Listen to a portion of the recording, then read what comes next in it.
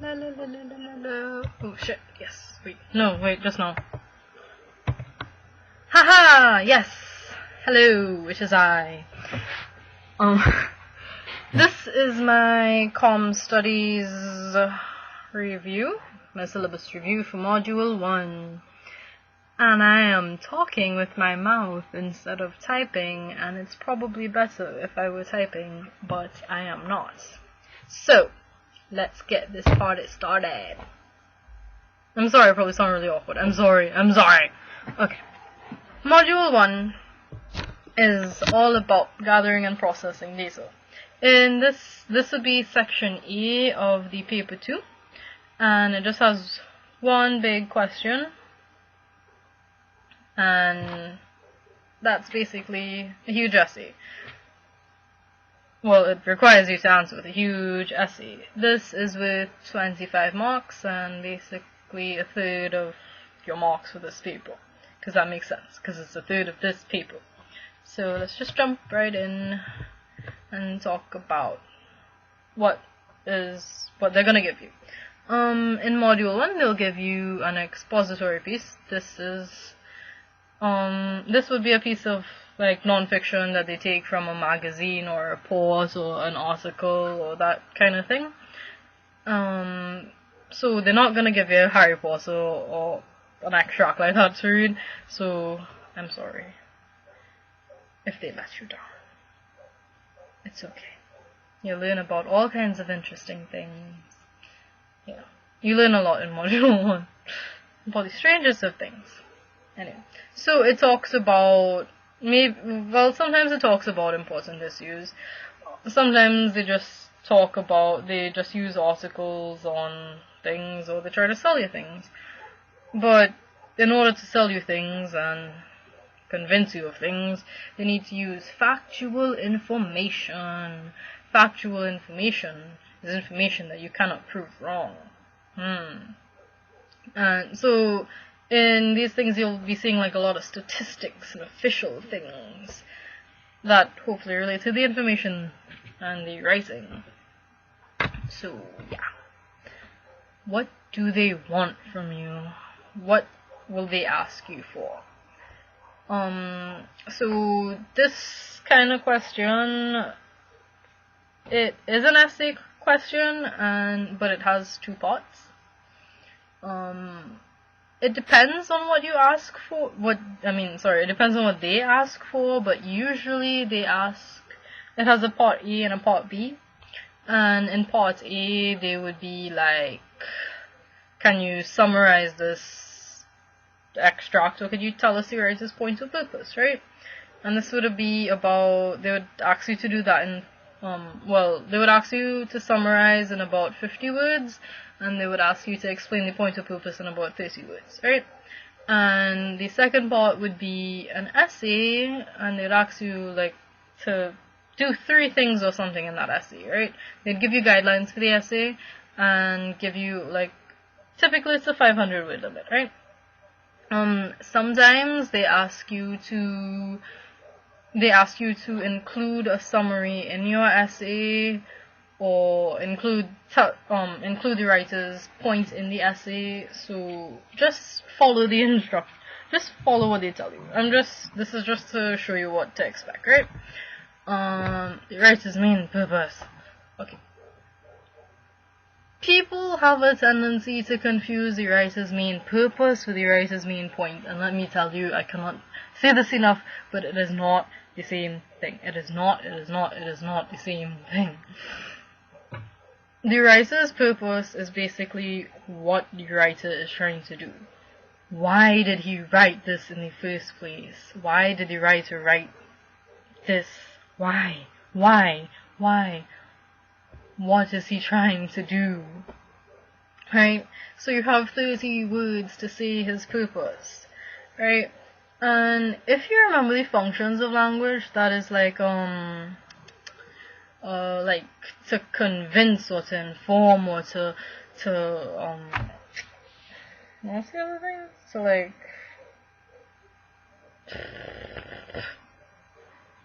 to entertain and yeah. Sorry, mosquitoes. Yes. So, by doing that, by using those verbs to entertain, we will answer the question of purpose. So my purpose is to entertain you with my singing and dancing and making a fool out of myself and stuff. Because I'm singing and dancing and making a fool out of myself and stuff. So, yeah. So that's my purpose in life. Yes, yes. So, okay, I'm looking at the 2012 Cape, obviously. The 2012 paper 2. This is the one I have in front of me right now, so I'm really sorry if you guys don't have it. This, maybe it is in class or something. This is the one about hybrid cars. So, I don't know, try to remember. I don't know. So what is a writer's main purpose? I'm not actually going to answer the questions for you. Yeah, sorry. But I'm just gonna use this as like a guide, just give you the general idea. Please, also, I don't know what the hell I'm talking about, so just do listen to half the things I say, and like, make sure the teacher says that it's true before you just go listening to me blindly, because I don't know, this is what I think, these are my opinions. That should have probably been in the beginning of the video as a disclaimer, but damn, I forgot. Okay, so maybe his purpose is to inform us about how awesome hybrid cars are. Maybe his purpose is to persuade us to buy a hybrid car. As I said before, I'm not answering it. You read it. You read other past paper questions and you answer it. But you see that when you answer it, it's to do something. Your purpose is to do something. So always remember that word purpose. It's a why. Why? So what are you doing? And why are you doing it? Okay. Okay, onward. Okay, the writer's main point. Again, point is not purpose is not point. Yes, yes, yes. Purpose is not point. Purpose is not point. Point is not purpose. So, this is what the writer is trying to say. What is he trying to say?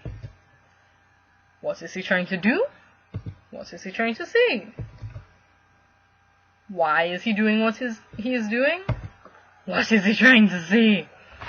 Basically, what is your point? What is your point? What is your point? Right. So, what is the piece about? And say that in 30 words. That's it.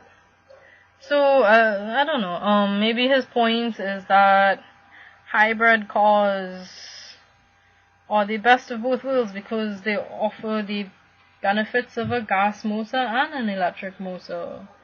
And it's the car of the future and it's all green and whatever. Maybe that's his point. And, okay, I'll adjust this when I get to the next slide. But that's it for point. You understand? You understand. Okay, summary. A summary is when they ask you to summarize something. Yeah, that's basically rewrite. Say what he's trying to say, but say it shorter. And you're gonna have to do that in like 50 words or so. So, yeah, you're gonna need to really summarize because this is not 50 words. So, yeah. And remember that when you're doing a summary, you're not just rewriting what he's saying. You need to actually understand what he's saying in order to summarize. So, reread it and make sure you understand. And don't ever, ever, ever use the rhetorical questions or statistics or whatever else that they have in there. Don't use it. You're just summarizing what he's saying. So, like, so okay, I'm gonna pick a super short paragraph. So when he says,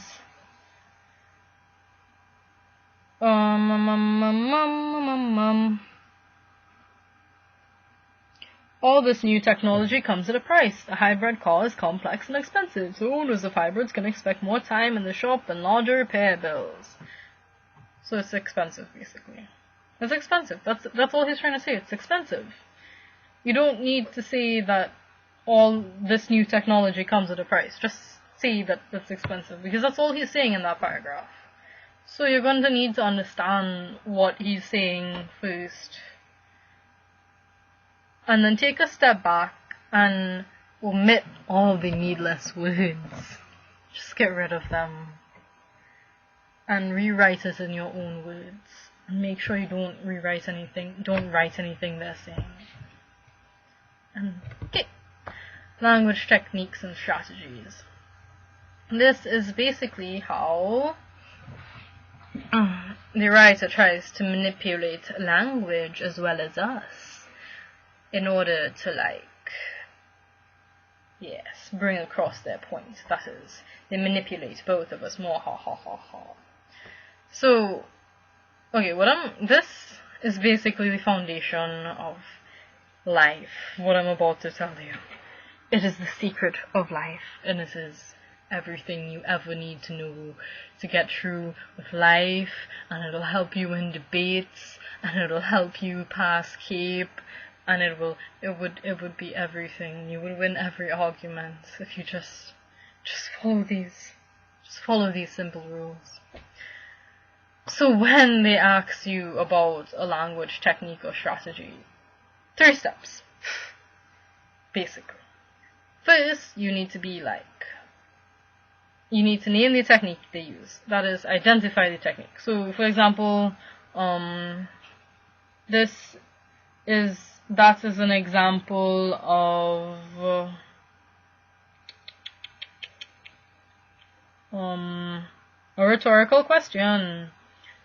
What is a hybrid car? So he's asking what is a hybrid car, right? So name the technique they use. So we identify that. That is a rhetorical question, right?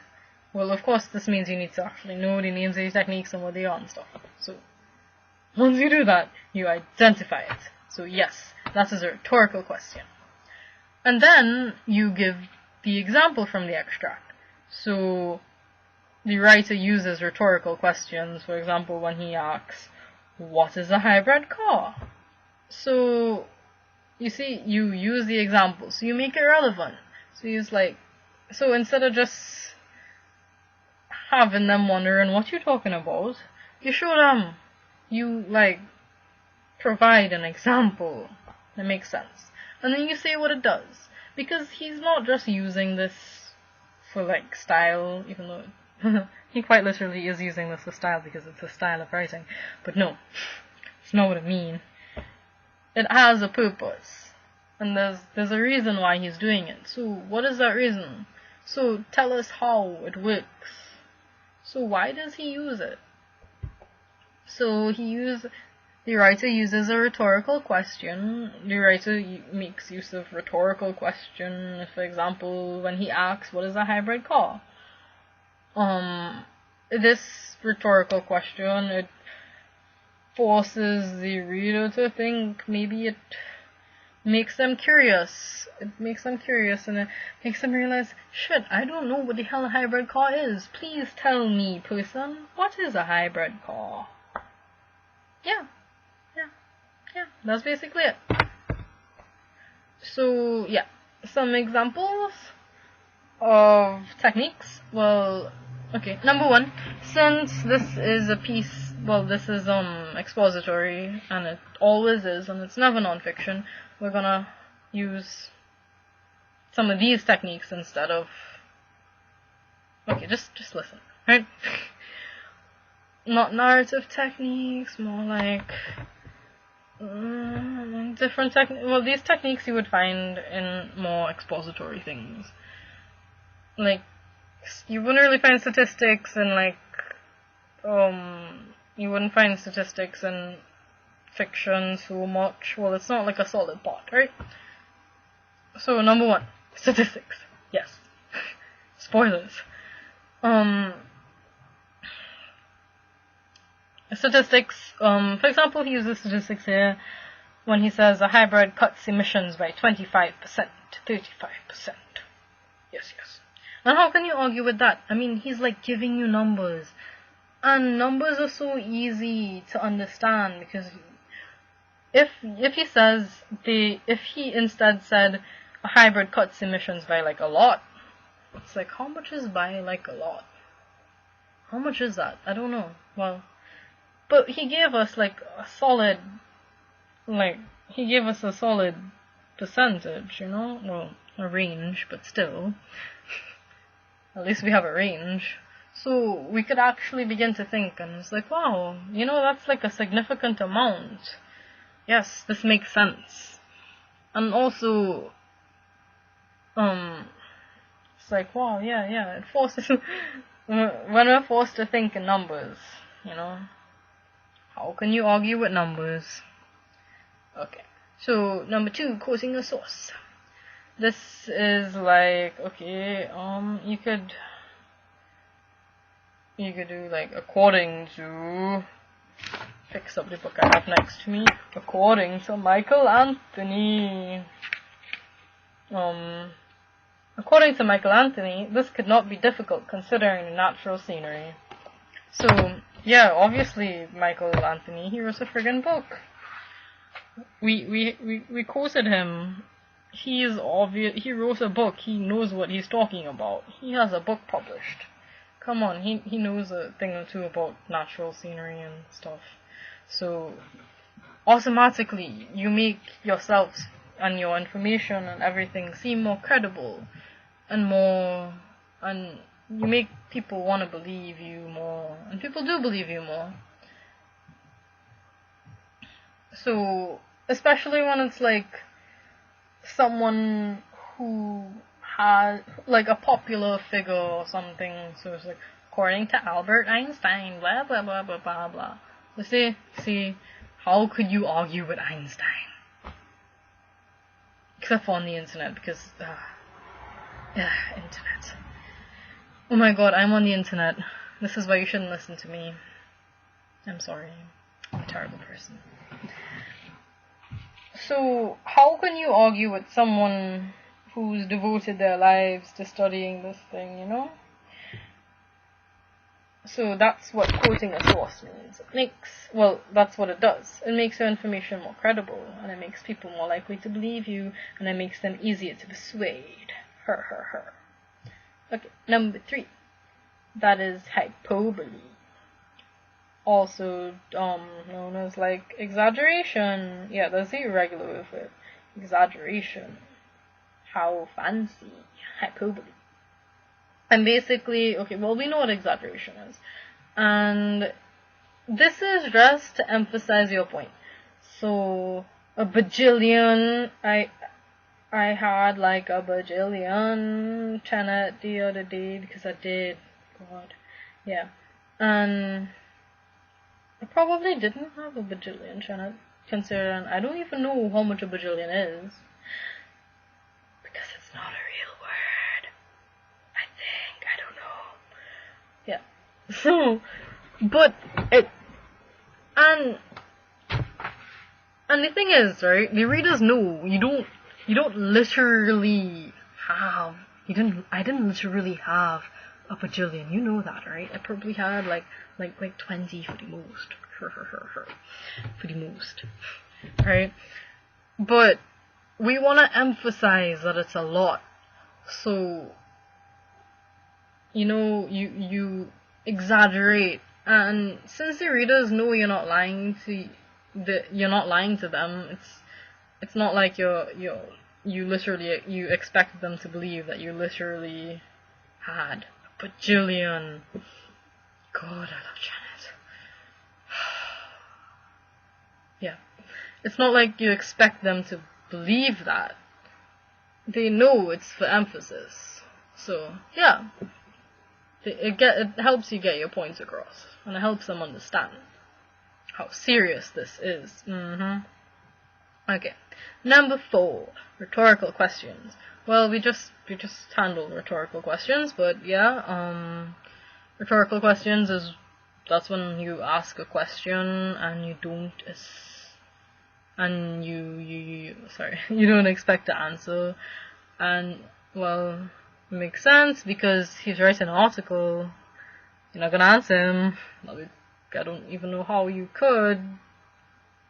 I don't know. So, why ask a question if you can't answer it? Because when you ask a question, you force people to think, and it's a terrible thing. Because when you ask a question, you're getting people involved. You're asking them their opinion. You're asking them, do you know? Is this, what is, And you're like, So you start to think. And then suddenly it's personal because they brought you into this. It's like they made you involved. Now you feel like it's something that you need to care about because they asked you things, right? And that's where you get empathy. Sometimes. But yeah, it provokes thought, and it makes readers curious, and it makes them want to know more, and it makes them want to know the answers. So, rhetorical questions are cool. Alliteration, yeah. Alliteration, it's so... This is like every single friggin' radio ad ever, and newspaper ad ever, and event name ever. So I think you know what alliteration is. It's like when you use the same sounds in the beginning, the same, like, Betty bought a bit of butter, Betty bought a bit of butter, Betty bought a bit of butter. Yeah, so you get rhythm, and rhythm makes things more interesting. It makes the reader want to read.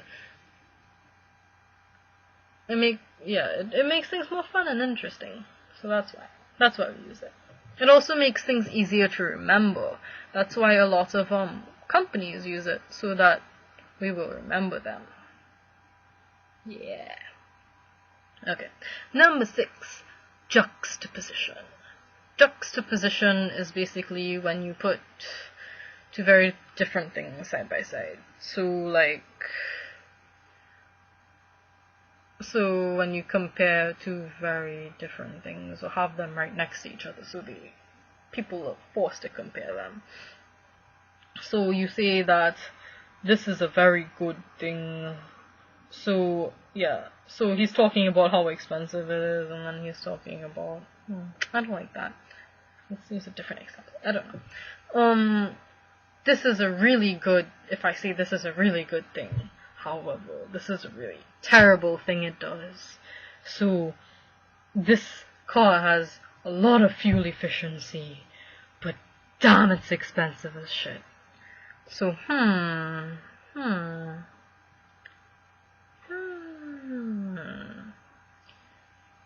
We're forced to, compare the ideas and appreciate the contrast between them. So we could appreciate how expensive it is. We can appreciate how fuel efficient it is. The easiest way to think about juxtaposition is like light and dark.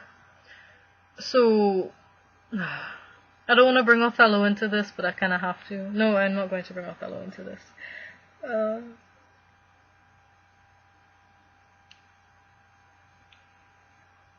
Juxtaposing colors, juxtaposing light and dark, because it is only in the darkness that we can appreciate the light. That's basically the idea. So we can appreciate each other because of how extreme the other thing is. Right. And it forces us to compare and appreciate each of them respectively. And that's what that does. Personification. God. This is when they try to appeal to the human side of you, and it's terrible because they try to a lot of the time it's try to pity you. They make you try to pity things and feel things, and it's terrible. Oh, if you don't know what personification is, it's when you give like human attributes, feelings, and features to things that aren't actually alive. And yeah, you see this like in Japan. And well, actually just on the internet, you know, like on Tumblr when they have like lettuce and it has like cute little eyes and it's like, mommy, because the lettuce has a no, I'm not gonna say bad words. The lettuce has a friggin' mother, you know, and the lettuce has a family, and soon you're just feeling sorry for lettuce, and you're never eating lettuce again, because you're like, no, lettuce, how can I do this to you? And then your lettuce just rots, and you watch the lettuce die, and you're like, oh my god, lettuce, you're dead, I love you, and you go bury your lettuce, and it's bad. That's why personification is bad. No, personification isn't bad. It does exactly what they want it to do. It appeals to our human nature. It forces us to relate to friggin' lettuce. Okay? With the eyes. Shit. And it makes us appeal. It makes appeal. Bananas. Okay. It forces us to feel things for inanimate objects. Which is just weird. Yes. Empathy. Yeah. Oh my god, I spelled genitals wrong. I'm sorry. I failed you. Don't spell genitals wrong. Always spell check. Tone. Okay. The tone of the writer is basically... The tone of the writer says a lot. And it basically says how the writer feels about what they're writing about. And you get tone through a lot of things. But it's really... You get tone through like what techniques they use and like context. You would understand. You can't understand tone out of context. You need to get context. So you need to read the entire thing and then you'll realize what the tone is. So do that. It's the quality the voice takes to express their purpose. It's how they say what they say to get you to think what they want you to think. So if they want to inform you, remember, because the purpose is to inform, so they might take on an informative tone. Maybe I don't know, maybe they use an academic tone because they want to inform you. It really depends on them, their strategy, their technique, and it's up to you to recognize that. Also, tone is not mood. Yeah, tone isn't mood at all, so don't confuse them, right? Mood is just the vibe you get when you read the piece, right? So, and sure, tone is linked with mood because based on the tone you'd get a certain vibe, but tone isn't the only thing that creates that vibe, because like setting, and context and vocabulary and techniques and all those things also create the mood. So it's not just tone. So don't say that tone is mood. Tone contributes to mood. It isn't mood. Because mood isn't even relevant. Mood is influenced by a lot of other things too, so remember that. Some examples of tone writers could be formal, they could have a formal tone, they could have informal tone, they could have ironic tone, a playful tone, a sarcastic tone, they could have an academic tone, all kinds of tones. Figure out some tones. They don't really ask for tones, but my goodness. Just in case. Register. Yes. This is the kind of language. Yes, this is also related to tone. This is also related to a lot of things that the writer uses, and this varies by situation. And, well, obviously varies by situation, but he uses it because of situation, so according to situation. So your register around your friends would be different from your register around your teachers, I guess. I suppose. I don't know. Unless your teachers are your friends. Like me. I'm your friend, let me be your friend. I'm sorry if I get wet. I'm sorry. Okay. So, yeah. It's what kind of language you use in a particular situation. And I know you're probably thinking it's like, I use English all the time, but no, it's not that. It's not that at all. So, you need to think about a few things when you are talking about register. It's not only where you are literally, but because situation isn't only where you are.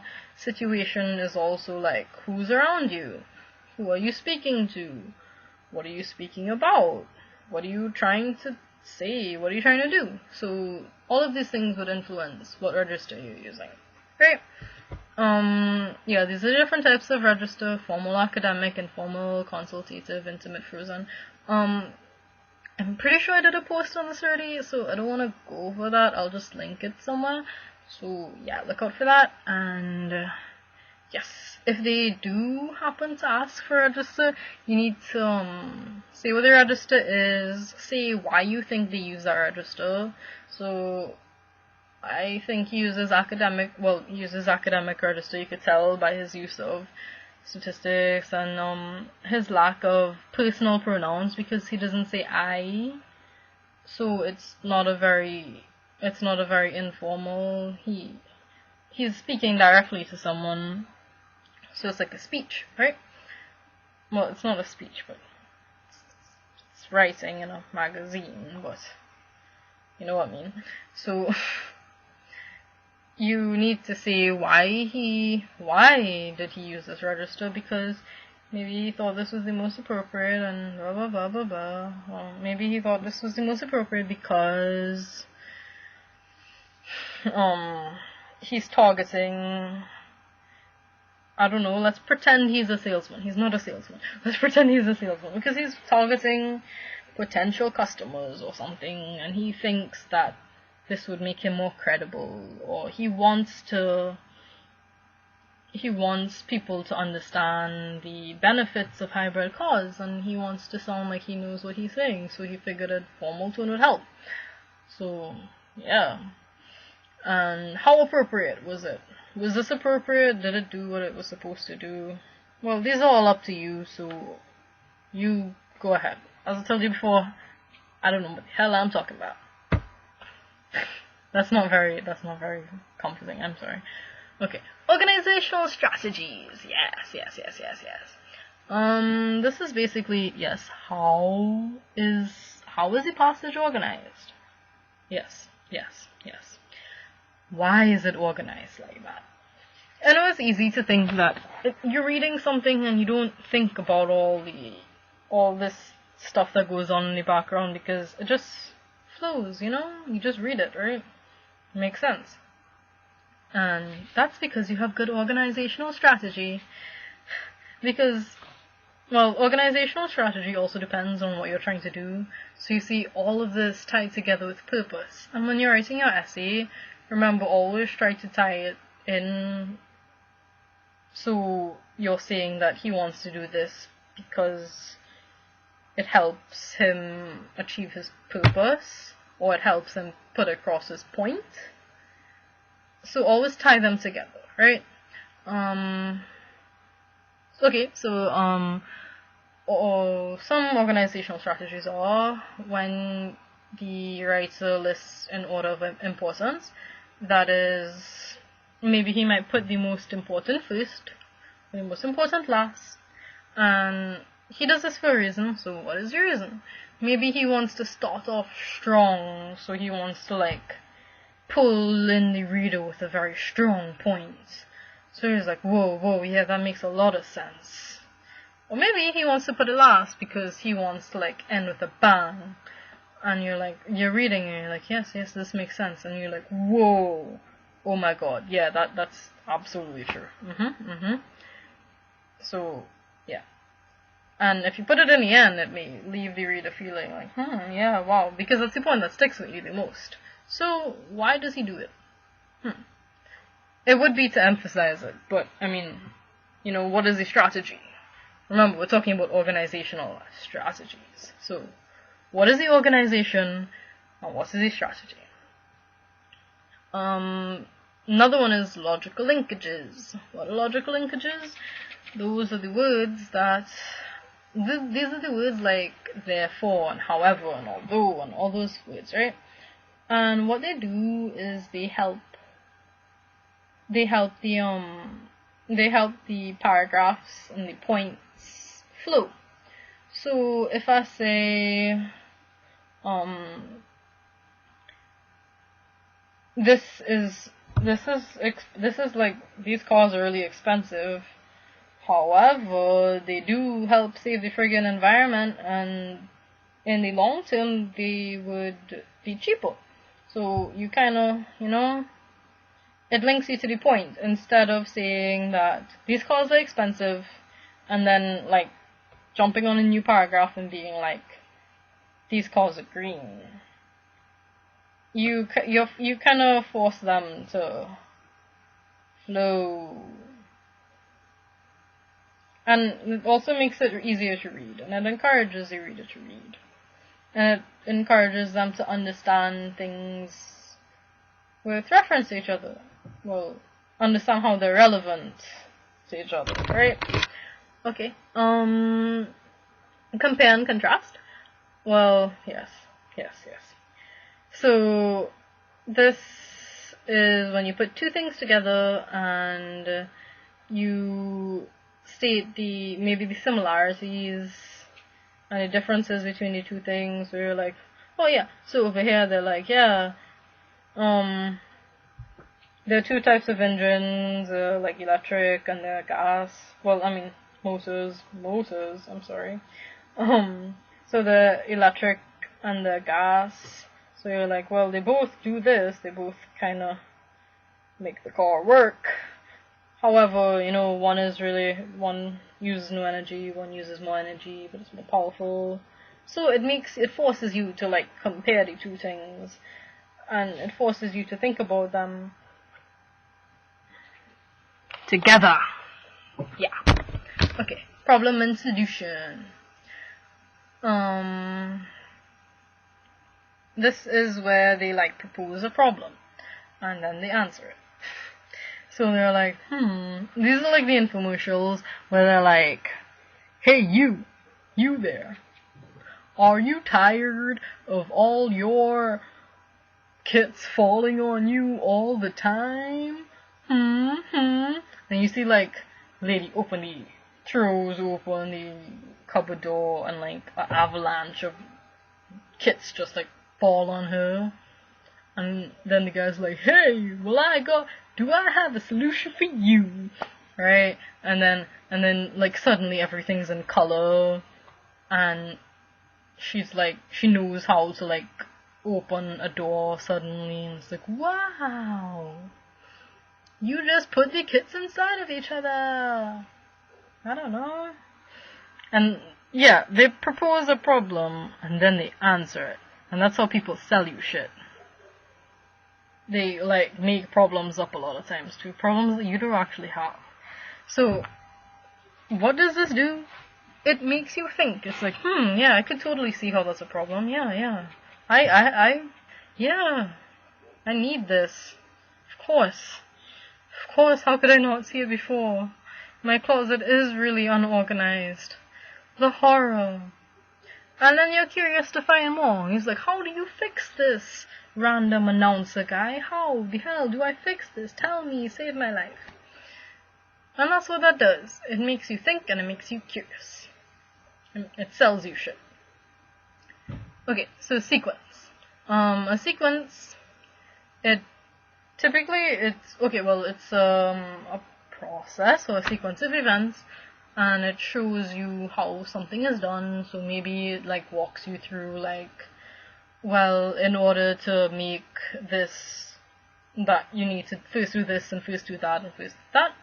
And it's helpful in these kinds of things because maybe you're talking to an audience who's new to this, and maybe your objective, your purpose is to inform them. So you want to inform them. So you tell them how shit is done, and then they have a deeper understanding. And this is especially useful. Especially when your audience is a bunch of like CAPE students being forced to read this for marks. So yeah, we probably don't have the best knowledge of how everything works, so they tell us. And that way you could appreciate all the work that goes into this, and you could have a greater understanding of this. Right? And like when you know more about something, you're just automatically more interested in it, right? Right. The last one is cause and effect. Well, the last one I have here. There are a lot. Cause and effect. This is where you say, well, this, everybody knows what cause and effect is. Don't make me do this. Okay. So, this is what happened. This is what caused it to happen. This is why it's happening. This is what's happening. So, because of this, this happened. So you see, you tie everything together, and it forces you to understand it more in depth and be a little bit more analytical, since you have to think. And it shows you how these two things are related, and it makes you understand these things better.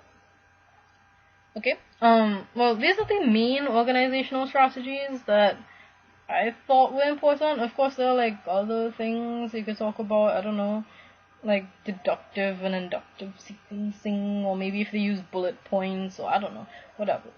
But, well, these are the ones, right? Feel free to ask about anything else. Okay. And that is all. That is it. That is all the main questions that CAPE likes to bring for Comm Studies, Module 1. And the main things to take away from this is, do not forget to use your examples from the extract to support what you're saying. Do not forget. Because they solidify your arguments, and they show that you know what you're talking about and you could understand it. So examples are get you a lot of marks. So remember to use your examples. If you're saying something, make sure you have an example from the extract to go along with it.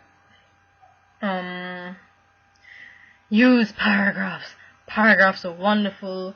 They help. This is just like basic good writing, or like writing in general, but use paragraphs because they will be a lifesaver. They'll make your points easier to understand.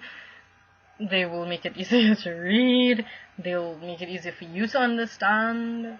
Oh, and with this, this is like a big thing that I didn't mention, is please write out your essay plans or your points and stuff in advance.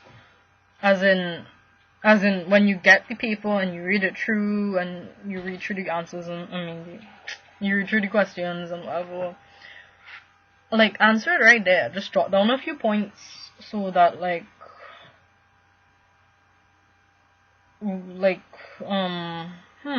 are true techniques? Well, rhetorical questions, statistics, blah blah blah. And just jot it down, it wouldn't take long and it will help you a lot. And underline things. Oh my god, yes. This paper is yours. It's yours forever. So underline it, write in it, color things. I don't know, just don't spend too much time on that. And take the 5 minutes. I know you're thinking that, like, shit, I want to get started writing. I mean, like, I don't have much time, whatever. But no. Take your 5 minutes before you start writing. Well, start writing your essay to, like, jot down your points for all your questions and do an essay plan. No, you don't need to do, like, a big complex thing and, like, but just, like, jot down, well, for this paragraph, I'll talk about statistics, and, you know, I have this underlined here, so that you know when you're going through, you know exactly what's coming next, and your points flow a lot better, and it also prevents you from, like, actually forgetting what you're gonna say, because you lose a lot of good points by just forgetting them. So just write it down. Just write it. Just write it, okay? Just write it. Eat your veggies, because veggies are awesome, and they help you in every which way. Okay. Reread. And I know this could be difficult because sometimes you feel like, I just want to get this over with. I'm so happy to be done with this. But no, just reread it. And make sure, just double check your spelling and your grammar and make sure the things you say and making sense and make sure you didn't, like, skip words, because sometimes you're thinking things and your hands can't keep up with your brain and you, like, skip shit. So read it over and make sure that you're making sense. And also make sure you're answering the question, alright? A lot of times you start to talk and you have, like, so much points and examples and stuff, and you just start to talk and you don't actually answer the question. Because you're like, obviously I'll answer the question, God. And then you forget because you, like, go so off. So just make sure you stick to the question and you answer the question. Just answer the question. Remember, you have a word limit too, so yeah. So if they ask for the main point, state the main point. Just don't go running around saying all kind of things. Just state the main point. Yeah. Write neatly. Not neatly, but as right legibly as possible. And I know this is kind of difficult, well, for some people, to be writing things, try to write neat, especially when you have so many things to write. You have, like, 3 essays and all these thoughts and stuff, and it's hard to write neatly, but it's better they understand what you're trying to say. And they're used to, like, bad handwriting, so you don't need to write neat, but just make sure it's understandable enough, and stick to the word limit. Yes, you probably have a little leeway, but try to use the word limit. Don't go writing, like, go writing, like, a friggin' 12-page essay when they just ask for 500 words. Just stick to the word limits, okay? You're not gonna get any extra points for not. You're just gonna make your other essays suffer. It's terrible. Don't neglect them. And that is the end of all this. Good luck. I really hope this was helpful. I'm sorry if it wasn't. Feel free to ask me any questions, and as I said before, yeah, I may not have said right things, so double check with your teachers, because I am not a teacher. I'm not qualified in any way. I'm just a loser like everyone else. Woohoo! And don't worry, and don't stress yourself out. It's okay. And do stay up all night trying to study, because they're not gonna work out, especially for Comm. And sleep and eat, and make sure you don't go into the exams hungry, because that's the worst thing, to be sitting through, like, a 2 or 3 hour exam and you're, like, stomach making noise and you just want to eat and the only thing you can think about is eating. So carry your water and eat your box lunch or your breakfast. Cram up for the evening or, like, morning exam, but yeah, just eat something and make sure you have your water and you're good to go. And that is all. And take off your phones. Turn off your phones. Oh my god, it's the worst thing when somebody's phone rings. Just okay, yeah. Good luck. Good luck. Hope you all do awesomely. Bye bye. Wait, no, wait. How am I not leaving? Shit. No.